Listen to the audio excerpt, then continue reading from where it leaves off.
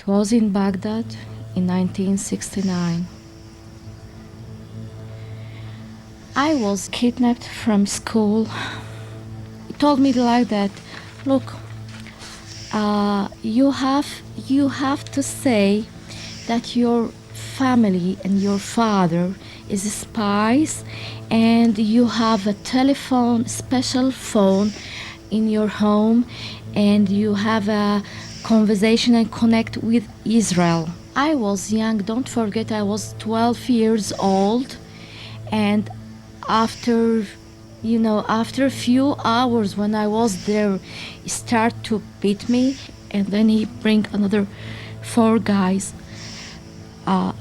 They was a friend, he's a friend, I don't know exactly who they are, but they another 4 guys, and all of them, they are bigger, and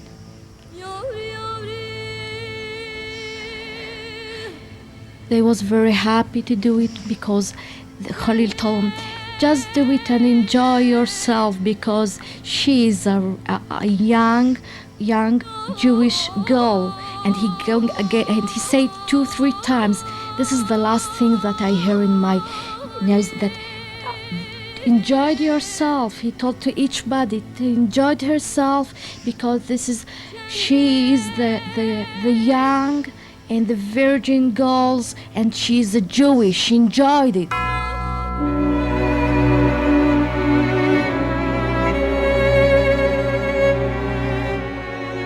In 1948, nearly 1 million Jews lived in Arab lands. But in barely 20 years, they have become forgotten fugitives, expelled from their native lands, forgotten by history, and where the victims themselves have hidden their fate under a cloak of silence. A people whom legend have always associated with wandering. Many of these Jews from Arab lands had lived there for thousands of years and accepted their fate through good times and bad times. But 1948, the beginning of their exodus, also saw the birth of the State of Israel. And while the Arab armies were preparing to invade the young refugee country, the survivors of the Shoah were piling up in rickety boats.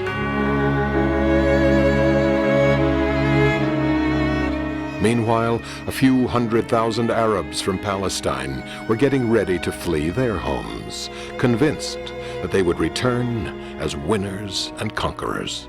Soon, by a terrible twist of fate, they began to fill up refugee camps and passed on their refugee status to new generations. The Jews, however, did not receive refugee status.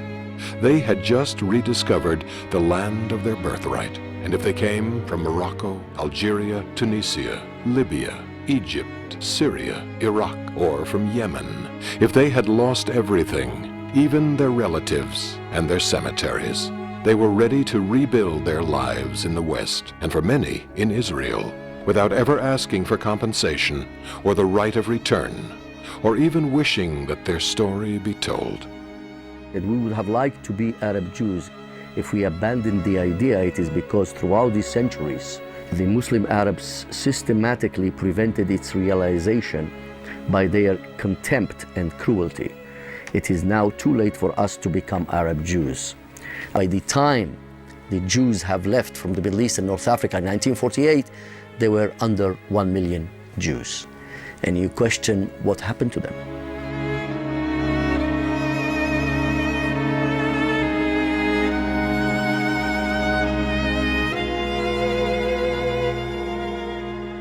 There is a myth that Jews started being persecuted in the Islamic countries only after the State of Israel was formed, but is an absolute myth because horrible pogroms that have been taking place for hundreds of years.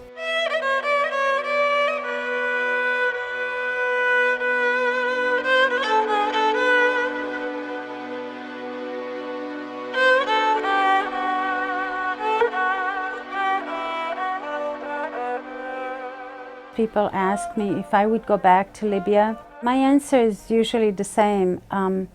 If you had come out of a concentration camp in Germany and Nazism was still very much alive, would you go back there? Has Islam been bad to the Jews or has it been good to the Jews? There are two schools of thoughts here. L'idéologie du djihad considère que les musulmans constituent la communauté privilégiée par Allah.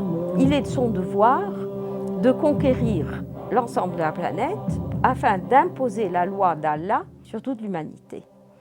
Et c'est dans cette conception de guerre sainte, de djihad, que se situe la notion de dhimmi et de dhimmitude. Un jour, le grand pacha, c'était le pacha qui était le gouverneur de Tripoli, il a entendu dire qu'il y a quelqu'un dans la synagogue qui chantait d'une manière fabuleuse. Et ce pacha-là, il a voulu savoir qui c'était. Il a été émerveilleux. Il lui a dit, tu sais, je veux que tu deviennes arabe. Comment je peux devenir arabe? Je suis juif. Il lui a dit, écoute, et je veux te donner un nom. Le jour où il devait absolument faire la conversion. Il a dit, aujourd'hui, tu dois chanter au minaret, après tu vas être converti. Il est monté, il a commencé à donner aux lames un chant en hébreu pour la grandeur du bon Dieu. À peine fini, il s'est jeté du minaret et il s'est écrasé par terre. Tous les territoires arabes ont été conquis par la guerre. Et ces territoires étaient tous peuplés, non pas de musulmans et d'arabes, mais de populations juives et chrétiennes. Ces populations ont été soumises par la guerre. Un très grand nombre a été exterminé, a été réduit en esclavage, déporté, entièrement dépossédé et exproprié. Le reste de la population a bénéficié d'un traité de protection, d'où le mot dhimmi. Officiellement, un dhimmi, c'est un citoyen de seconde catégorie, c'est un peuple du livre, c'est un peuple protégé, donc on n'a pas à lui faire du tort, on n'a pas à lui faire du mal, pour autant qu'il paye l'impôt de capitation. Mais il y a des règles qui sont spécifiques aux dhimmi.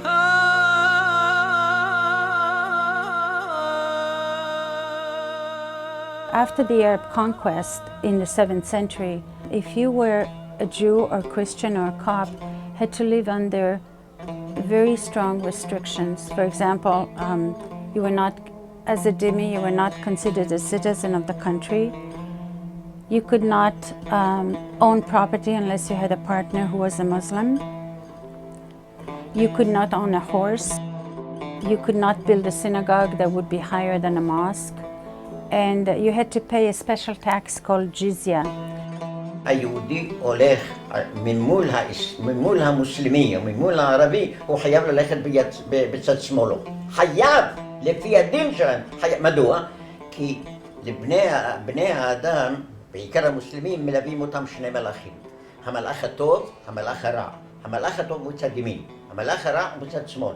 אז אוי ואבוי ליהודי אם הוא יעבור בימינו של המוסלמי, כי אז הוא מקלקל את המלאך הזה, ואז יסר, כלומר לך בצד שמאל יהודי. אם לא היה עושה את זה, בטעות, מכים אותו, מרביצים לו. Un de mes ancêtres est sorti à Téhéran en 1830 et il s'est mis à pleuvoir pendant qu'il était dehors. Par son contact, il a souillé un mollah, il pleuvait, et il a été brûlé vif parce qu'il avait souillé un mollah. La dhimmitude, c'est aussi un état d'esprit.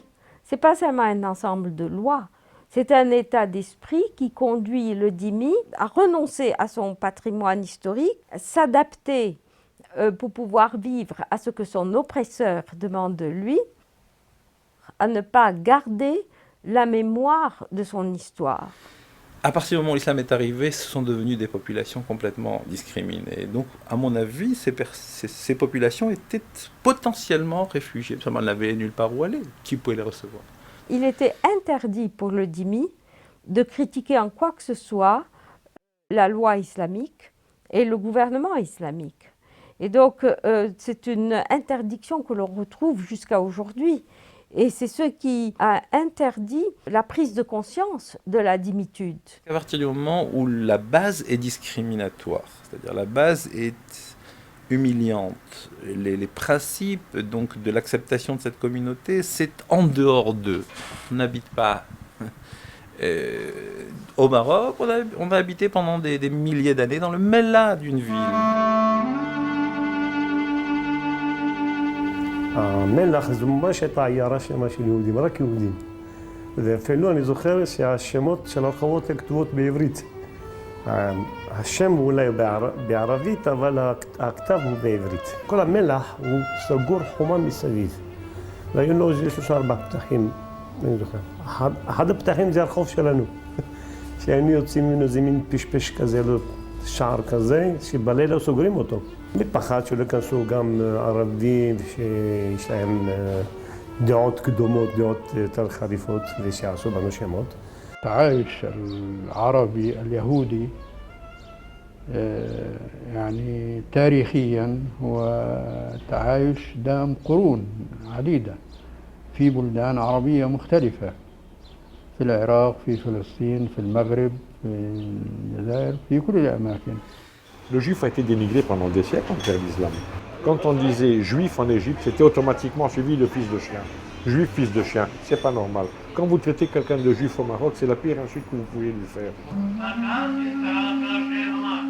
Les Juifs se souviennent des pays arabes avec des sentiments de nostalgie parce que tout de même ils ont vécu à l'époque de la colonisation.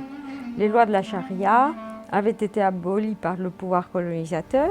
À part le Yémen, il y avait dans tous les pays arabes un adoucissement des conditions auxquelles les Juifs étaient habitués à l'époque musulmane grâce au régime colonial.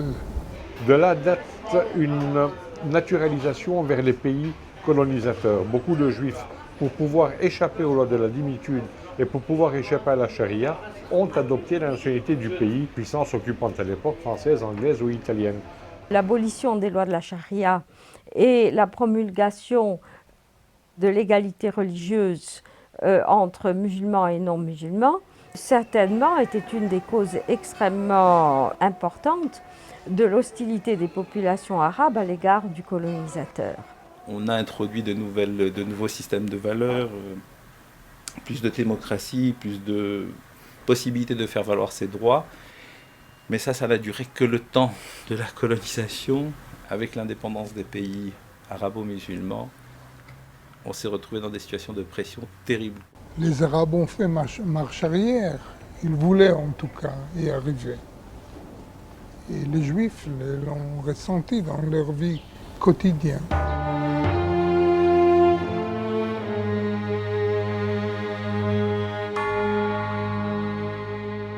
Dans les années 30, déjà, il y avait des accusations à l'égard des Juifs, des accusations de crimes rituels. Les protocoles de sages de Sion étaient très diffusés. The importation of European anti-Semitism by Muslims and by Arabs in the Middle East and North Africa has taken a very big toll in the relationship that allegedly was tolerant. Les partis nazis et fascistes étaient très admirés par les foules arabes et musulmanes. On ne parlait pas de Palestiniens à l'époque, puisque la palestinité est plutôt apparue dans les années 70. On parlait des Arabes de Palestine, qui étaient également très liés avec les mouvements nazis, particulièrement à travers la politique de Haj Amin al-Husseini. The Grand Mufti was in Berlin from 42 to 45 on the radio calling to kill the Jews and going to the extermination camps. There are photographs of him with Hitler, and contributed to the founding of an Arab brigade and a Bosnian Muslim brigade of forces to fight with the Germans on the Eastern Front. Il y a eu la révolution également en Irak, n'est-ce pas, de Rachid al-Kilani, une révolution pro-nazi. Iraq was the only Arab country who has a pro-Nazi regime for almost a year. And the memory of the Jewish community in Iraq has something which is called Farhud in 1941, when hundreds of women, children has been killed without any reason by their neighbors.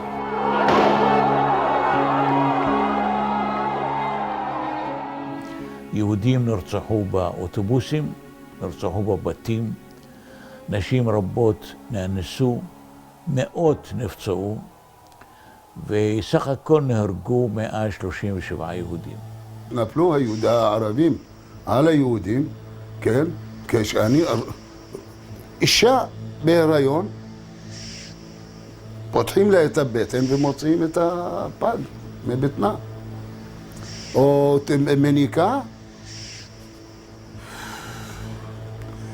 מניקה, חותכים לה את השד ומכניסים לפה של הילד.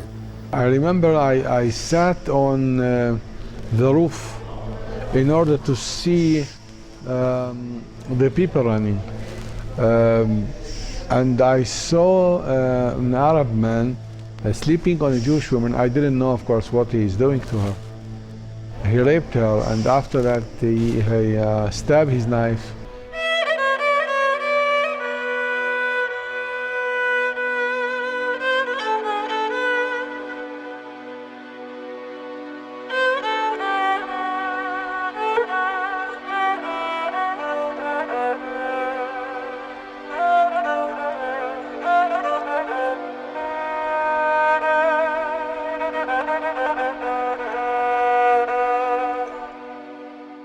En Égypte, il y avait toute une communauté néo-nazie qui a réorganisé le système de terreur à l'encontre des Juifs. Il y avait des nazis qui ont trouvé asile à Damas pendant de longues années. Et probablement, ils ont prêté leur concours aux Syriens pour faire un bon travail. שלטונות סוריה הטילו על היהודים מספר גזירות קשות. יהדות סוריה החזיקה תעודת זהות שהייתה מסומנת באדום מוסאווי, כלומר איש דת יהודית, מהתעודת הזהות ידעו שזה יהודי, ואז הוא משולל כל הזכויות. אסור להם היה לעזוב את הבית שלהם, אסור להם היה לעזוב מחלב לדמשק ומדמשק לחלב, אלא ברישיון של מוחברת, זה המשטרה החשאית, שהם היו בפיקוח מלא יחד על היהודים, והיו גזרות שכל יהודי שיש לו חנות, צריך לכתוב כאן חנות יהודית, כדי שלא ייכנסו ערבים, בעיקר אנשי צבא, מגזרות של הנאצים באירופה. אסור היה להם להחזיק רישיונות נהיגה, אסור להם לקבל טלפון, אסור להם למכור רכוש או לקנות רכוש. כל מיני גזרות כאלה שהם החזיקו את היהודים במצב מאוד קשה וחרדה גדולה מאוד, והביאו אותם לידי עוני גדול. The Nazis, after the war, found not only their refuge in South America, but in Egypt, in Syria, in other Arab countries. In other words, they were the allies of the Axis powers wishing to destroy the Jews and wishing to destroy Israel.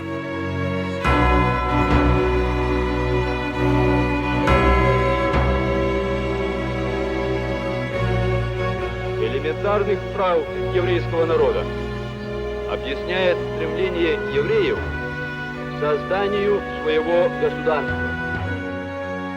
We believe that a temporary trusteeship for Palestine should be established under the Trusteeship Council of the United Nations.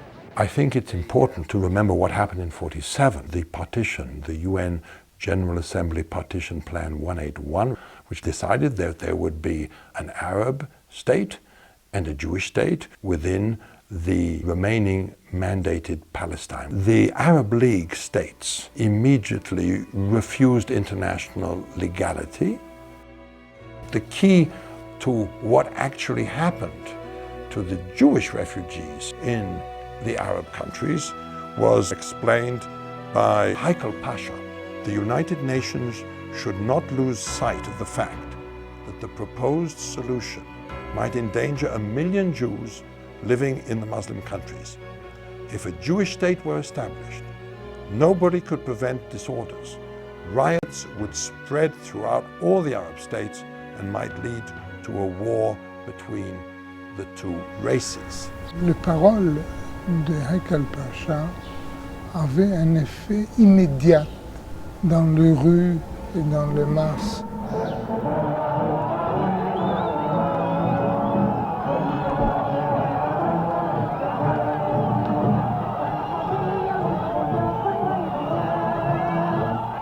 Ce qui était auparavant des initiatives privées sont devenues une politique officielle de l'État pour toute la population juive. Au Caire, les Juifs ont été attaqués par des foules, alors qu'auparavant, il y avait une discipline, il y avait une autre. Donc, les bas-fonds étaient stimulés et par les paroles de Haikal Pasha et par la conduite des autorités locales.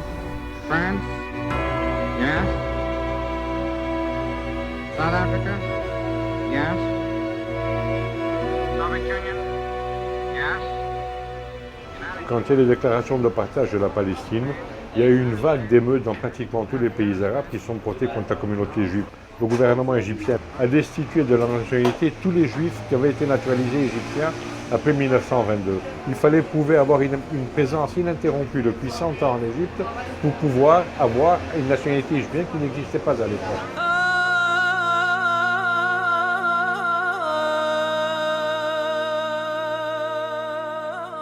עם החלטת האומות המאוחדות בנובמבר, 29 בנובמבר 1947, התחילה השנאה, וכמו כאן בארץ, גם בחוץ לארץ. הערבים רדפו אחרינו וניסו להתנכל עלינו ולפגוע בנו, ואנחנו פחדנו מאוד מאוד. היינו עם הרוב היום, היינו נסגרים בתוך הבתים, והיינו מפחדים, לא מעזים לצאת. ולא היינו מעזים לצאת. כמובן שאנחנו השתדלנו בכל האפשרויות לעלות ארצה. אמרה אמא שלי לשכן, אמרה לו, אם יהיה מוראות, אנחנו נתחבץ לך. אומר לה, לא, אנחנו כפר אויבים, לא חברים כמו פעם. אתם רוצחים אותנו בירושלים, ומלחמה, איך את רוצה? אמרה לה, אם אני אהיה חבר טוב שלכם, גם אותי ירצחו. לפתע פתאום, אני נמצא בטרצה, בבית, הייתי בגיל 13, ומתחילים מאות אלפים, לא עשרות, מאות אלפים, לבוא לעבר הרוב היהודי. התנפלו על היהודים במקלות.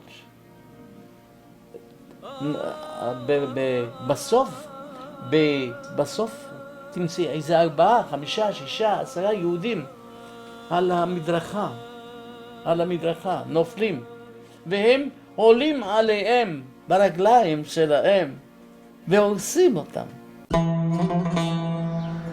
Le code pénal de Bagdad a été amendé pour ajouter le sionisme au communisme, à l'anarchisme et à l'immoralité comme des idéologies interdites. Not all of them were Zionists. Take some Jews in Iraq, they were communists. Take Sassoon, the head of the Jewish community in Iraq, was anti-Zionist.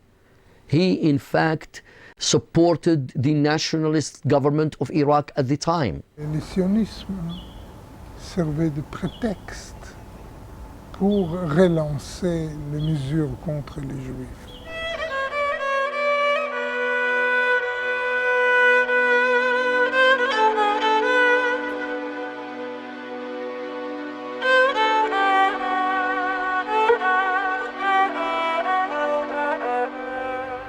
אנו מכריזים בזאת על הקמת מדינה יהודית בארץ ישראל. היא מדינת ישראל.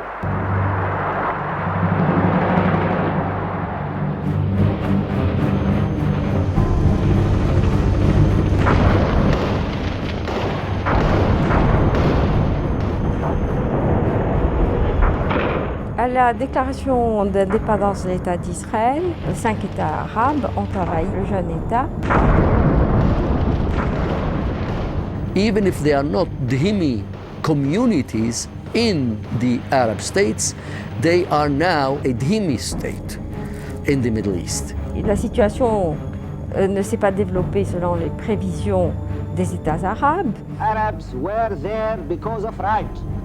They are descendants of the very people who lived in Palestine for thousands of years, even before the Jews were there. Had they accepted the Arab and the Jewish state, there would have been no refugees either from what was to be the Jewish state, nor would there have been probably Jews forced to leave the Arab countries.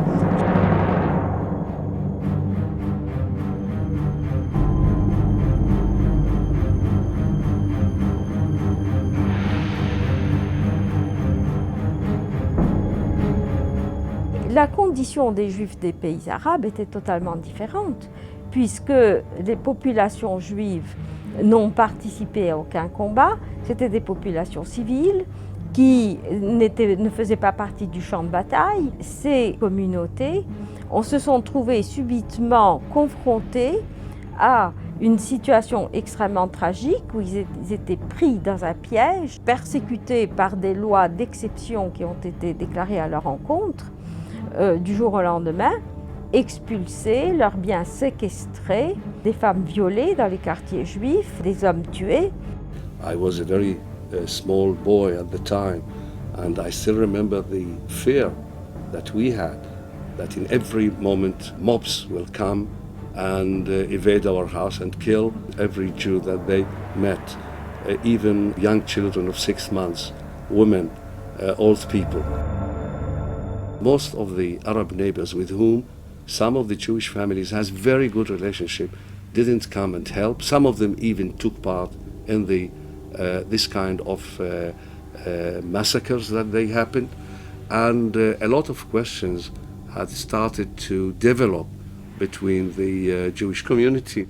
Le fermier, il a levé le couteau sur mon papa. Mon père lui a pris le couteau, il lui a dit « Tu n'as pas honte, je t'ai recueilli par la rue, tu avais faim et tu étais nu, et maintenant tu es devenu grand, je te fais marier, tu as des enfants chez moi comme mes enfants, tu n'as pas honte ?» Il a demandé pardon, il a dit « Tu sais, mon patron, c'est comme ça tous les Arabes, maintenant fais attention à sortir, toi. » Parce que les Arabes, ils vous détestent.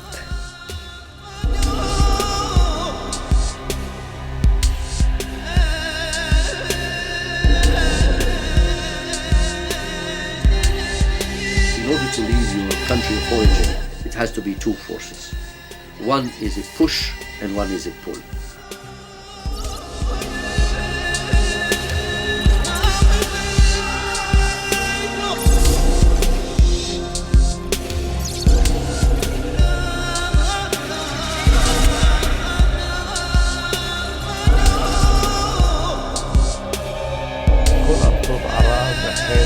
סוריה ותימן ומורוקו ולוב ותוניס וכל אלה ומצרים.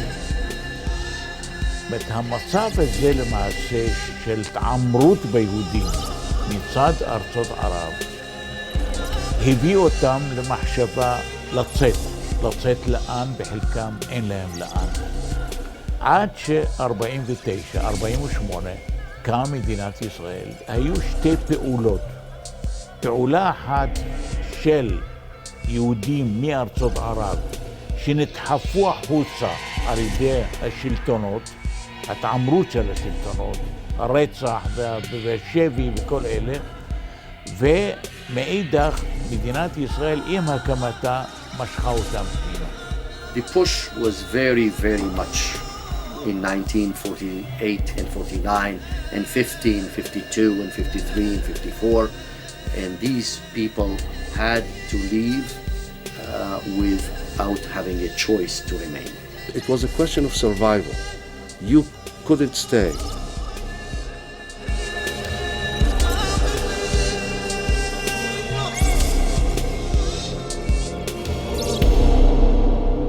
שוב פעם פרעו פרעות ביהודים, שרפו בית כנסת גדול, גם הישן הגדול, וגם בג'בליה, בסביבה ששם ישבו העשירים.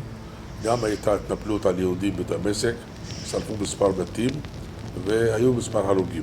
הבריחות זה בריחה, זה מילות, בלי מסמכים, בלי דרכונים. אבל כל הזמן היו בריחות, כל הזמן היו מילוטים. מי שהיה לו מזל לגנוב את הגבול, זה בסדר, אבל אם לא, או שמו אותו בכלא. היה מקרה ש4 בנות ניסו לגנוב את הגבול ולא הצליחו, ו2 בחורים, והרגו אותם, גם כן שרפו את הגופות שלהם, וזה היה מקרה מאוד מאוד מצמרר. כל מי שחשבו שהוא אולי קשור עם ישראל, אז לקחו אותו ועינו אותו. מי שתפסו אותו בדרך שהוא בורח, תפסו אותו, הכניסו לבית סוהר. מה זה לקחת ולהוציא ציפורניים מהיד? מה זה לקחת סיגריה ולחצות על כל הגוף? מה זה לקחת בחורה ובשדיים שלה לעשות לה כל מיני כוויות בסיגריה? זה עינויים קשים עד מאוד, וזה ביזוי שמפשיטים אותה ערומה והיא צריכה להיות על ידם. العرب واليهود في العراق كان تعايش على مستوى جيد جدا، حتى أن حينما أنشئت إسرائيل وطالب يهود العراق أن يأتوا إلى إسرائيل، هم رفضوا، واضطرت إسرائيل أن تقوم بأعمال إرهابية ضد اليهود في العراق لترغمهم على القدوم إلى إسرائيل. יש שטויות, יש כאלה אמרו שכאילו נזרקו פצצות בעיראק על ידי יהודים כדי לזרז את העלייה. אין לזה כל שחר. פצצות היו, אבל לא קשור עם היהודים. התחלתי להתערות בתנועת החלוץ ולעזור לאלה אשר רצו לברוח לעבר פרס. התחלנו לעזור בעשרות ואחר כך מאות, וסיפור ארוך איך היציאה שלהם הייתה. בסופו של דבר למעלה מ12,000 נפשות, משפחות, נשים, זקנים, כל אלה עברו את הגבול לפרס, וכשממשלת עיראק הגיעה למסקנה שהדבר הזה מאוד משפיע עליה, שיש תוהו ובוהו בגבול, להעביר חוק, שני הפרלמנטים של עיראק, בלילה אחד עשו זאת, לאפשר לכל יהודי לצאת, תוך שנה. In 1950 they brought out the denationalization of the Jews law, where if a Jew wanted to be able to leave, they had to give up their nationality, give up their passports, and they could then leave the country. My father wanted to be the first Jew to leave. Immediately after they issued this law, he went at 2 o'clock at night. He took me with him to the synagogue, which was the center of registration. And when we came there at 2 o'clock in the night, there were more Jews there. So it means that there were many who wanted to be the first. And I remember the moment that he had to give his the card of citizenship.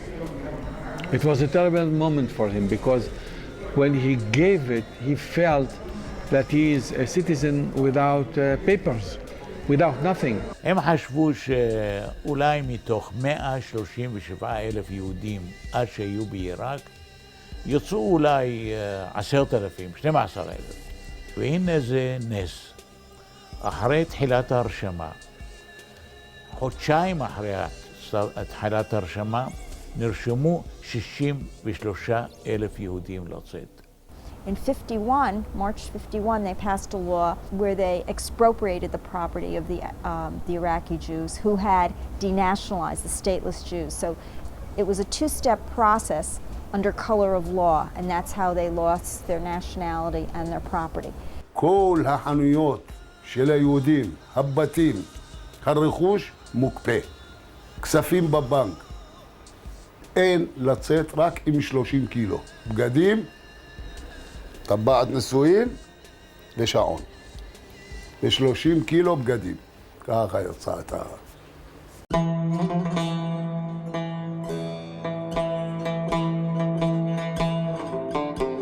תימן הרי קרובה לסעודיה. היהודים בסעודיה לא קיבלו את מוחמד, ועד היום הם שונאים את היהודים מפני שהיהודים לא קיבלו את תורתו של מוחמד, אף על פי שמוחמד הוא למד ניצות מהיהודים. יש שנאה, יש בני אדם שהם מראים שהם טובים, אבל השנאה היא בלב. בטח שאנחנו היינו מרגישים, הולכים מושפלים ככה, או סובלים. רק בתימן הם הגשימו את הצוואה הנוראה, או את הצו הנורא בקוראן של מה שאומרים גזירת היתומים. כלומר, שיתום, ילד יתום מאב או מאם, הוא חייב לחזור לדת האמיתית שלו והיא דת האסלאם.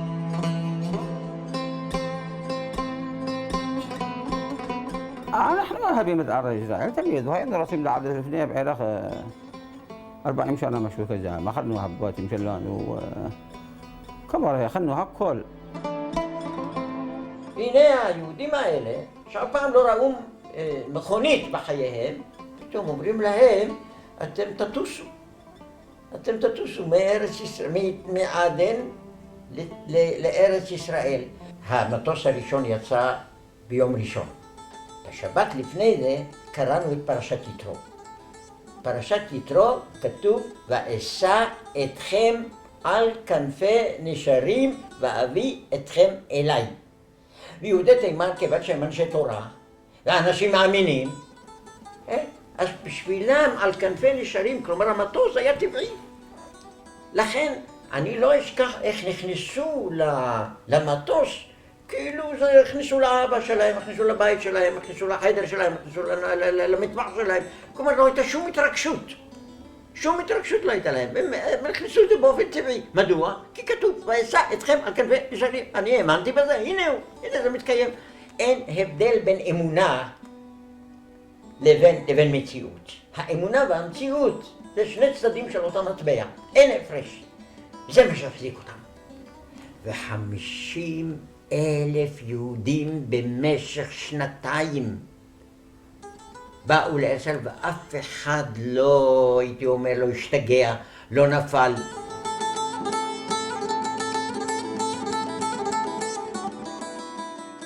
Nous sommes passés par la douane égyptienne. Mon père qui a dit, bon, je vais aller dans un nouveau pays, lui qui était chef comptable, et qui va se retrouver, il a été apprendre le métier chez notre coiffeur de la rue Salah Eddin à Héliopolis. Il a été apprendre comment être coiffeur. Et il a acheté quelques matériels de coiffure, pour, vous savez, les machines encore à la main. Et je voyais de mes yeux, je n'oublie jamais ça, comment même dans la douane, les gens prenaient les peignes que mon père avait acheté, les peignes longs blancs d'un coiffeur, il les prenait, les mettait dans la poche, il trouvait je ne sais pas quoi, il mettait dans la poche. Ensuite, il nous trouait les chaussures, les semelles des chaussures, il faisait des trous. Il faisait des trous, on a pris avec nous, malheureusement, je dis, on a pris même quelques boîtes de conserve, on a dit, si on tombe quelque part, on aura de quoi manger. Ils ouvraient des boîtes de conserve et ils les jetaient dans les habits pour gâcher à l'hiver, avec des habits qui étaient déjà pratiquement en lambeaux, dégoûtants, pourris. On nous a ouvert les valises à la douane, on a vidé le contenu par terre, on l'a déchiré, on l'a détruit. J'avais 1 ou 2 bracelets au bras, on me les a arrachés. Donc nous sommes partis pratiquement sans rien, on nous a permis de rien prendre avec nous. Et mon cas a été encore privilégié par rapport à celui de nombreux autres expulsés juifs. On sait au Maroc qu'il y a des témoignages. Des villages entiers sont partis au bout d'1 heure. On sait qu'il y avait par exemple la visite d'un délégué israélien, mettons de l'agent juif ou autre, qui arrivait dans un village, qui était reçu par le rabbin comme c'était de coutume, qui l'invitait à déjeuner. Et à l'issue du déjeuner qui durait 1 heure, en sortant de la maison du rabbin, cette personne trouvait tout le village avec un petit baluchon sur le dos qui attendait le départ. On s'en va. So you had from all the Muslim world, certainly about 1,150,000 Jews, of which today there are certainly under 5,000 left in the Arab Muslim world and about 20,000 in Turkey.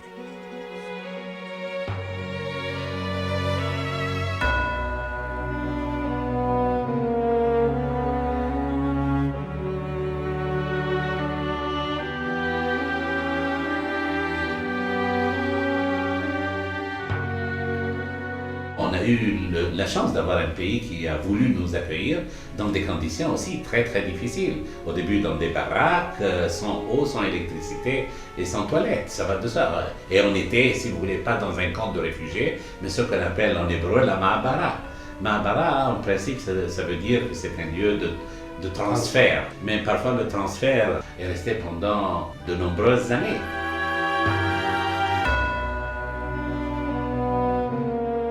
They were refugees in the sense that they left their homes, and most of them came penniless, without any resources, and they had to be taken care of by an effort of the entire Jewish people. You see what happened at the War of Independence in '48. We numbered here in Israel 650,000 people, that's all. But in 4 years, we accepted, and we received here an immigration of 750,000, which means a growth of 120% of the population in 4 years. It never happened anywhere in the world as we know. נתנו לי חצי אוהל, והיה חורף וגשם, ונכנס המים מפה, יוצא משם, והייתה לי, הבת שלי תינוקת, אחרי 3 ילדים שמתו לי לפניה. והייתה ככה קטנה, והייתי כל הזמן תופסת אותה ככה, ונתנו לנו לשים אותה בבית תינוקות, ולא רציתי. וגם היה קשה, קשה מאוד. היה קור והיה זה, ואין אוכל, כלום. רק תפוחי אדמה, היו אוכלים, מביאים אוכל מהמטבח, נותנים לך בקבוק תה וקצת דייסה. They did not look for refugee status. Israel had to raise more than $12 to $15 billion to rehabilitate these people that were put in shanty towns and ma'barot. We had to start from scratch. We received them. They lived in tents, in barracks, in huts, and they suffered the heat of the summer and the cold of the winter. But we received them as brothers. נשארנו בחיים, והבינו עוד ילדים, והסתדרנו.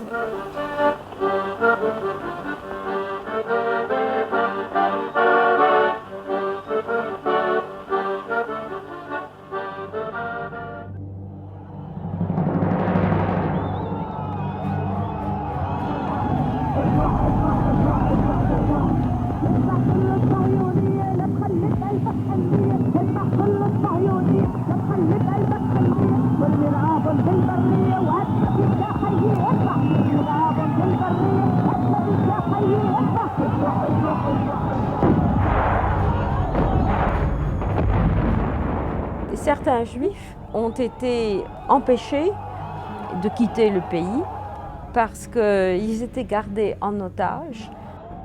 Par exemple, la Syrie essayait de faire des pressions sur l'État d'Israël parce qu'elle avait cette population otage. Chaque fois qu'il y a eu une guerre et chaque fois qu'Israël a gagné cette guerre, heureusement d'ailleurs parce qu'Israël n'a pas droit à l'erreur, il y a eu des vagues d'arrestation, des vagues d'expulsion, des vagues d'internement.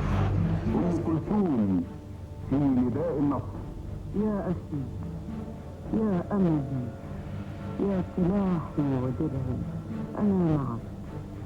أنا معك على موعد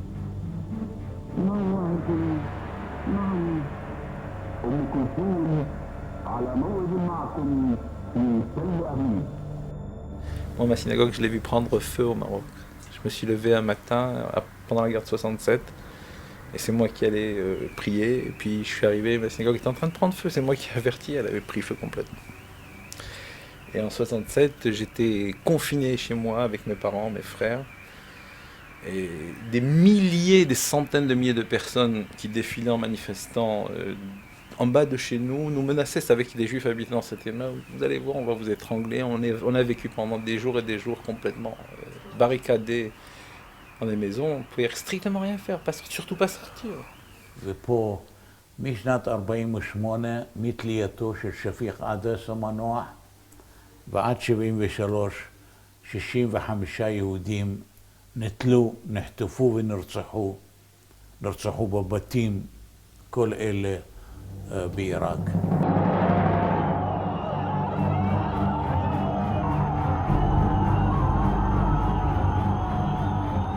En Tunisie, il y a eu l'autonomie interne, puis l'indépendance, et on s'est vraiment réjoui. Mais cette réjouissance a été de très courte durée parce qu'il y a eu presque aussitôt après les premières guerres en Israël, avec des répercussions bien sûr très violentes. Les synagogues ont été brûlées, des boutiques ont été pillées, et il y a eu des pierres lancées dans les vitrines de la pharmacie. Nous habitions juste au-dessus. J'avais un d'un enfant très jeune encore qui a été terrorisé par, vous savez, il y a une foule qui était massée en bas de l'immeuble et qui criait. Il y avait de l'inquiétude. Vont-ils monter dans l'immeuble? Vont-ils s'arrêter là? Ou bien au contraire, vont-ils s'en prendre aussi aux personnes physiques? Ils ressentaient comme une humiliation la défaite des pays arabes, donc il fallait nous punir de la victoire d'Israël.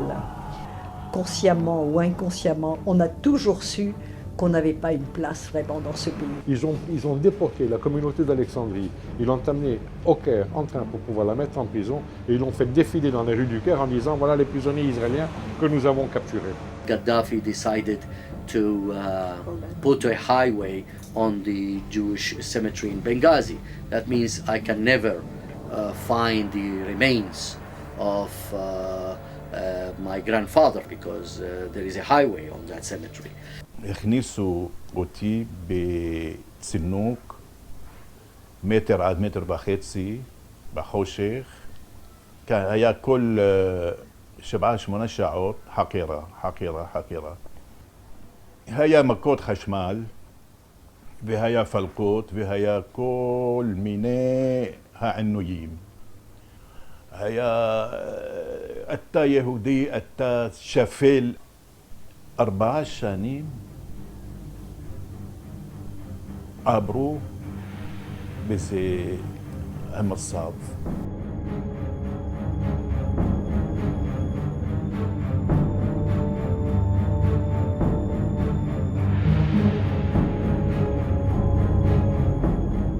You ask yourself, as a researcher or as a Jew who was born in one of these Arab countries, are you telling me that this persecution is not leaving me alone even if I removed myself physically from the place where I was born?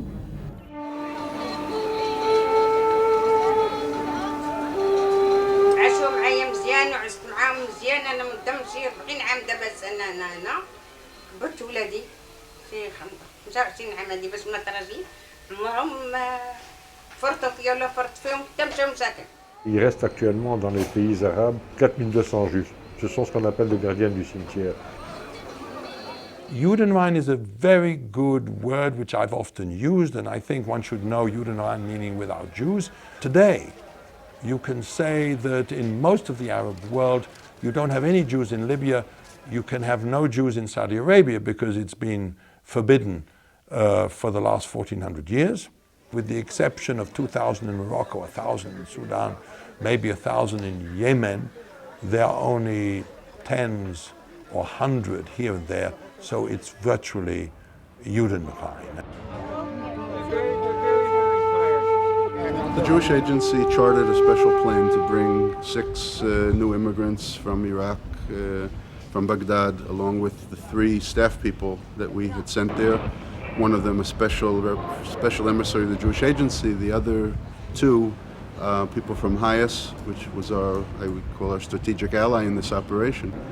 Well, we obviously would have brought any more that were willing at this time. You have to realize these people are very scared, certainly of the unknown. About you, and you care about the Jewish community here. And these were the 6 that had the courage to get on the plane. We hope that the others will come in their footsteps. We don't know.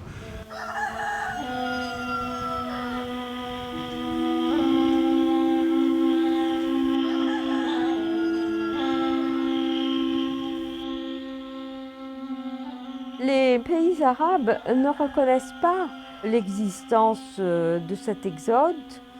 Tous les biens juifs, les biens communautaires ont été détruits. Il faut au moins que les pays arabes reconnaissent leurs responsabilités par rapport à leur communauté juive. Dès le départ, dans les années 50, Israël a organisé déjà une première documentation, à savoir que les gens qui venaient, mais essentiellement les juifs venus d'Irak, d'Égypte, de Syrie. So here we have one of the many files which is in the possession of the Justice Ministry. Here it's files filed by Jews from Egypt who came to Israel. J'ai été mis sous résidence forcée dans un appartement depuis le 12 novembre 1956, soit le lendemain du jour qu'on a scellé mon appartement, mon magasin de vente et mes dépôts. Le 4 décembre 1956. Jews from Arab countries have left behind a lot. This is a claim submitted in 1952 by a Jew who arrived from Iraq. One of the claims is for a house. The person writes, I own half the house situated on this and this street. It is registered at the Tapu department of Baghdad, and in about May 1940, in all the house contains 21 rooms and 1 cellar. The compensation could run into the billions of dollars, even hundreds of billions of dollars, if one were to calculate in terms of the exchange of today. In the World Jewish Congress, we launched this campaign on the forgotten Exodus a few years ago, but now we are entering a very active stage in this process. I think that we are really penetrating the very heart of the peace process in the Middle East. This is forgotten also because the world has no idea that this has happened. And what we are trying to do in our conferences and also in our public campaign is really to educate international public opinion that there was an exchange of refugees. In Camp David, to the surprise of everybody, it was really a shock, the Palestinians introduced at the very last moment the issue of the right of return. Nobody expected it. So the Israelis went immediately to bring their experts on refugees, and then they brought forward the case of Jews from Arab countries. President Clinton was so impressed that at these talks he gave, for the first time in history, a statement by an American president who made a commitment to establish a fund of compensation for the 2 groups of refugees. Je souhaite beaucoup que ce fonds soit constitué, mais pour l'instant, on n'a même pas commencé à le faire. I think it's very important for the United States Congress to focus on the important issue of Jewish refugees from Arab lands, because it's important to understand history. It's important to understand what a vibrant community the Jewish community was in Arab countries. And I recently held a hearing on this very topic. The Palestinians brought up refugee status of Palestinians and the issue of whether they would be able to return to Palestine or to Israel. And in that whole context, I personally and a lot of my constituents felt, well, we have neglected the issue of Jews who are refugees from Arab lands. It's important for the Arab countries to come to terms with their past and what happened to the Jewish population in their lands. 3 aspects of this. One is to continue to educate other congressmen and women and senators about the Jewish refugees from Arab lands. The second would be to put together this resolution so that we could have a formal acknowledgement of what occurred, passed by the Congress.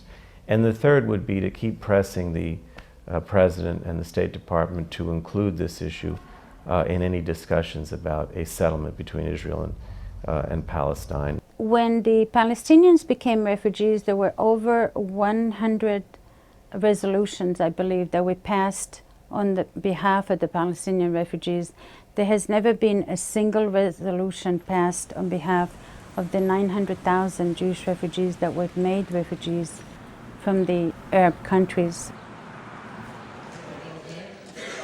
Refugee is a person who, because of persecution, for political reasons, religion, ethnicity, is not able to get the protection or enjoy the protection of his own country, flees to another country. No one from the United Nations or anyone else other than the Jews of the world offered to help Israel integrate the Jewish refugees. If it is people who have left because of coercion or because of pressure, and in this particular case, in the case of people who have settled in Israel, these are people who have opted to go to a particular country that exists and are not seeking assistance. The United Nations certainly knew what was going on, but if we were to put our faith in the hands of the United Nations, we would be in very sad hands. Si vous n'écrivez pas votre histoire, il y en a d'autres qui l'écrivent pour vous. Elle a été tout simplement réécrite. L'histoire des Juifs des pays arabes n'a pas été écrite par les Juifs. Nos parents se sont tués également par rapport à la Shoah, par rapport au drame de la Shoah. Pas de pudeur. I have a life. I don't send my son to blow himself up. I don't perpetuate hate in the schools. Our schools don't perpetuate hate. And this is what happened. The Jewish community absorbed the Jews, close to 1 million of us, and we are part of the mainstream, and we've been integrated in the community that hosted us. 600,000 went to Israel, 300,000 went to other countries like United States and Europe. And the Palestinians, after 54 years, they're still sitting in refugee camps.